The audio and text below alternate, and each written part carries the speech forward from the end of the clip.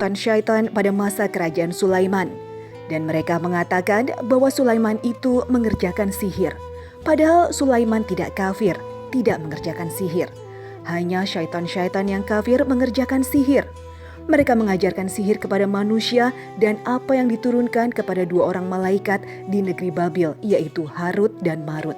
Sedang keduanya tidak mengajarkan sesuatu kepada seorang pun sebelum mengatakan, "Sesungguhnya kami hanya cobaan bagimu, sebab itu janganlah kamu kafir." Quran Surat Al-Baqarah ayat 102.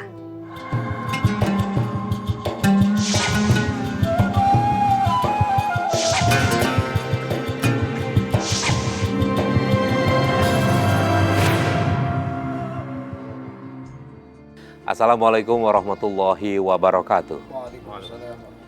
Selamat pagi pemirsa Tawakal yang dirahmati Allah Subhanahu wa Ta'ala. Senang sekali saya Farid Hasan kembali menjumpai Anda. Dan pemirsa, alhamdulillah di studio sudah hadir bersama kami Bapak Ustadz Masruhin Abdul Majid. Assalamualaikum Pak Ustadz. Waalaikumsalam warahmatullahi wabarakatuh. Selain itu juga hadir di studio seorang narasumber bernama Mas Diki. Assalamualaikum Mas Diki. Waalaikumsalam. Dan pemirsa, seperti kita lihat tadi di awal, itu adalah beberapa cuplikan dari reka adegan yang pernah menimpa dari Mas Diki. Dan Mas Diki saat ini juga sudah hadir di sini. Dan Mas Diki langsung saja bercerita, Mas Diki punya permasalahan hidup seperti apa? Iya, sebelumnya saya terima kasih sama Mas Farid dan juga Pak Ustadz. Saya kesini, saya mau cari solusi dan minta solusi masalah rumah tangga saya yang belum selesai sampai hari ini. Saya jujur, saya sudah menyakiti istri saya yang pertama. Iya. Jadi maksudnya Bapak punya istri lebih dari satu? Iya. Boleh disebutkan berapa pastinya, persisnya? Dua, iya. Nah, di situ Bapak berselingkuh atau memang poligami? Awalnya sih saya selingkuh, Mas. Tapi akhirnya saya berpoligami. Menikahinya? Menikahi Oke. istri saya yang kedua ini. Nah, ini kenal dengan istri kedua di mana? Waktu itu saya kan kerja sebagai di koperasi, simpan pinjam. Ya. Jadi saat itu saya nagih di salah satu nasabah saya. Salah satu nasabah saya itu mengenalkan saya,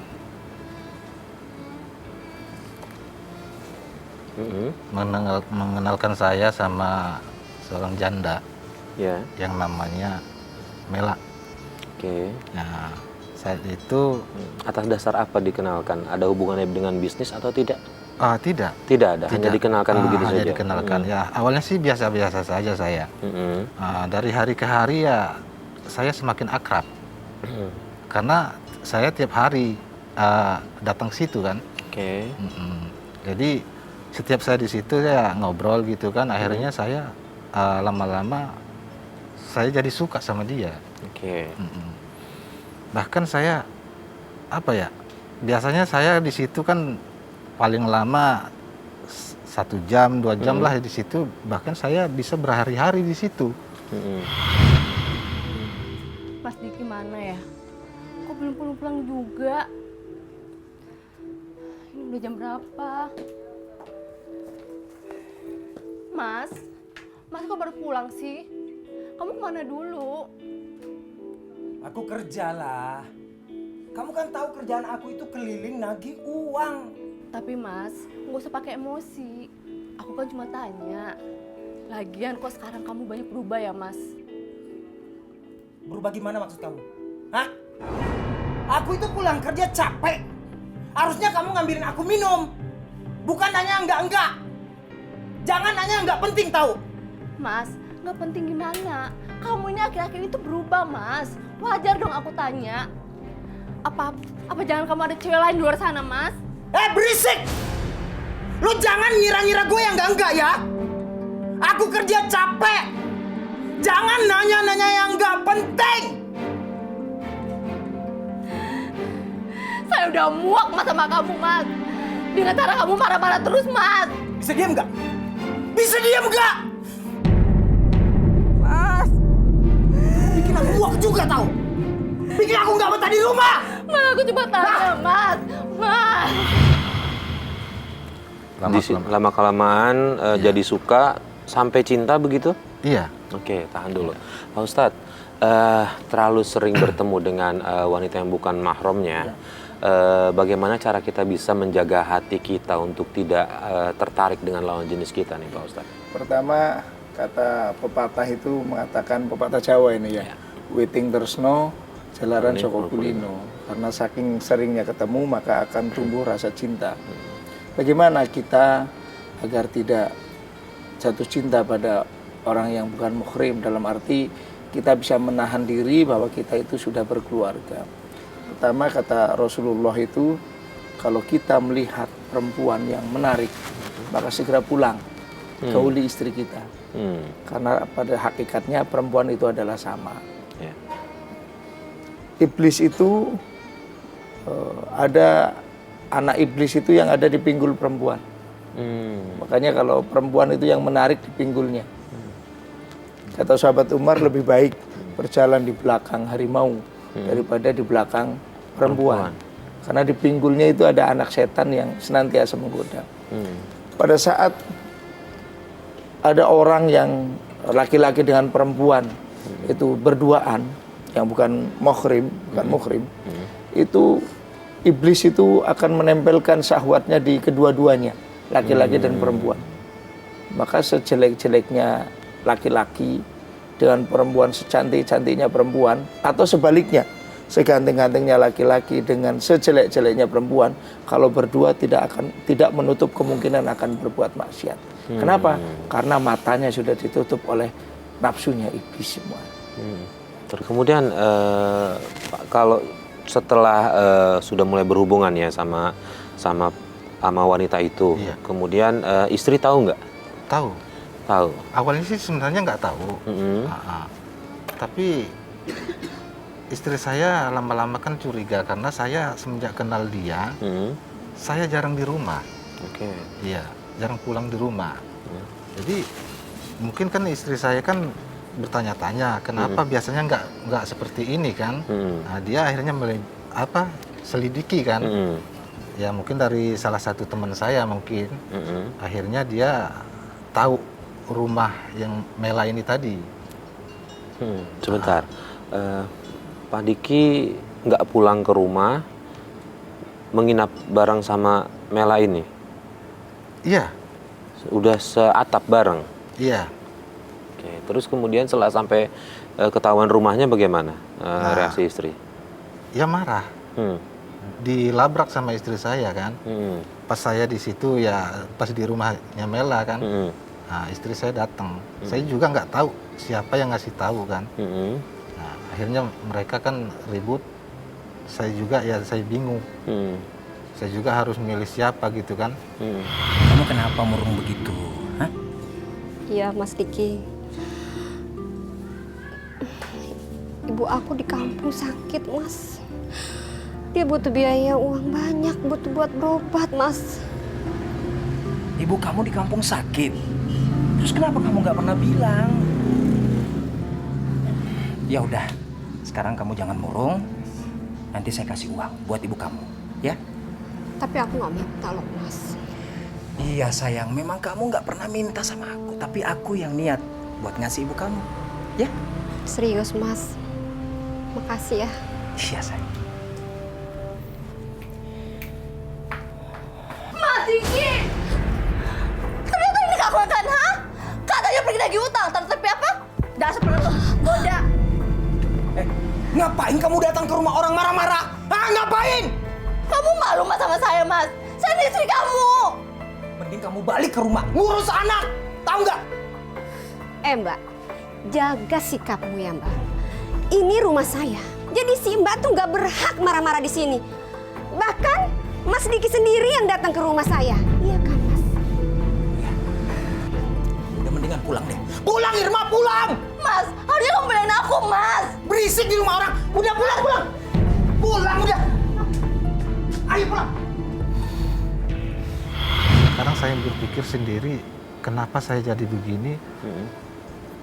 Saya rasa saya diguna-guna, merasakan diguna-guna gitu. Karena begini Mas, Ya. selama saya 20 tahun menikah dengan istri saya nggak pernah yang namanya aneh-aneh. Apalagi ibarat kata orang jajan sama perempuan kan gitu. Nggak pernah. Tapi semenjak mengenal dia, Benar-benar berubah 180 derajat. iya, gitu. Oke, Pak Ustadz gimana menurut Pak Ustadz nih?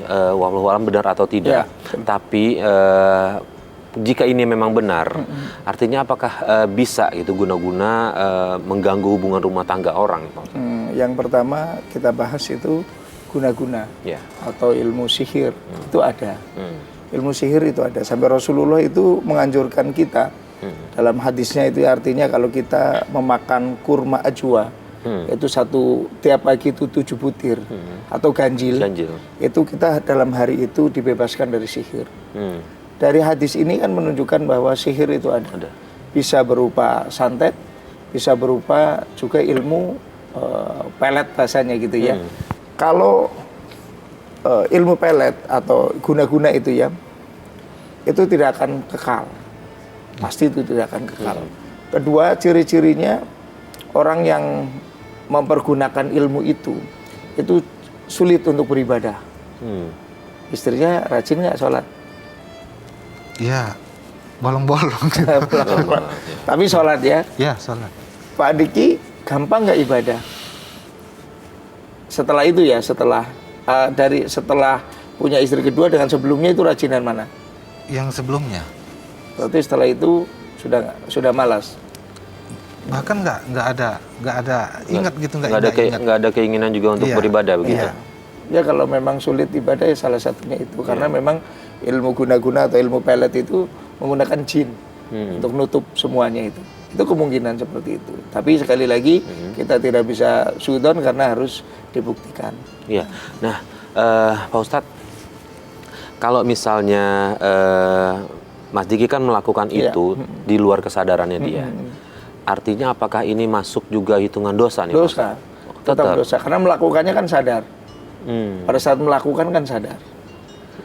Jadi walaupun di bawah pengaruh sihir? Iya, tetap dosa. Oke. Kenapa dosa? Karena yang tidak dosa itu 3 hal: terpaksa, dipaksa, dan tidak tahu. Anggaplah cintanya itu kena guna-guna. Tapi pada saat melakukan, mohon maaf ya, melakukan perbuatan maksiatnya itu kan tidak diguna-guna dari pengaruh biar cintanya itu.